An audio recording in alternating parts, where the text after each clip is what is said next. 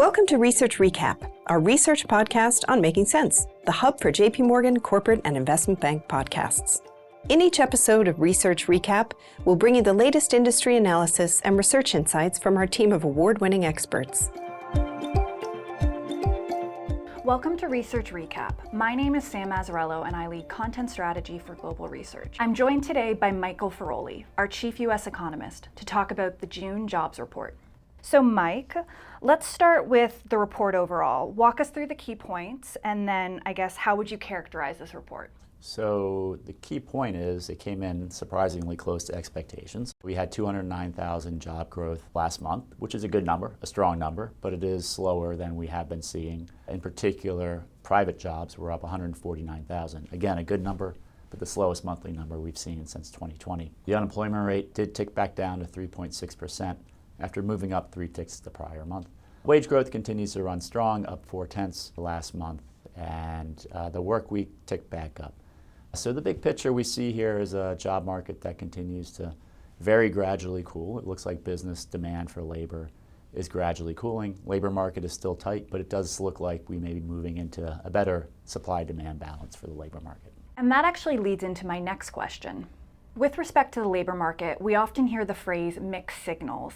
Can you talk us through, under the surface of the report, what some of those signals might have been? And then I guess I'll ask, where do we go from here?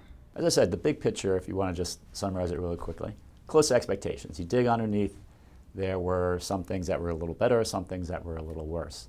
A little better, as I mentioned, the work week did tick back up, which is good. A little worse, you saw downward revisions to prior months of 110,000. Also, the diffusion of job growth was a little on the soft side, which generally is considered kind of a leading indicator of where job growth is going. So you kind of dig underneath it. There are things that are mixed to one way or the other, but still kind of leaves intact the overall picture of gradual cooling in labor demand. And then very last question for you.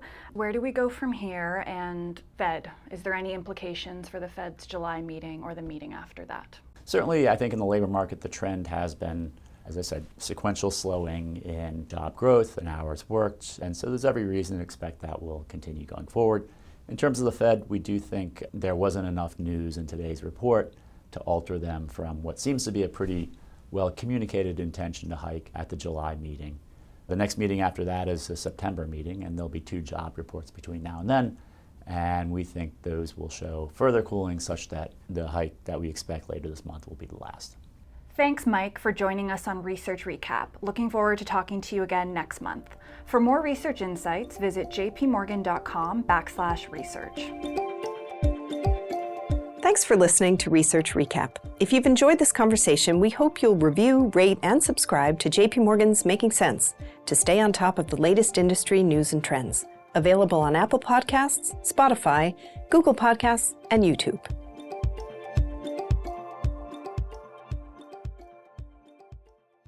This communication is provided for information purposes only. Please read JP Morgan research reports related to its contents for more information, including important disclosures.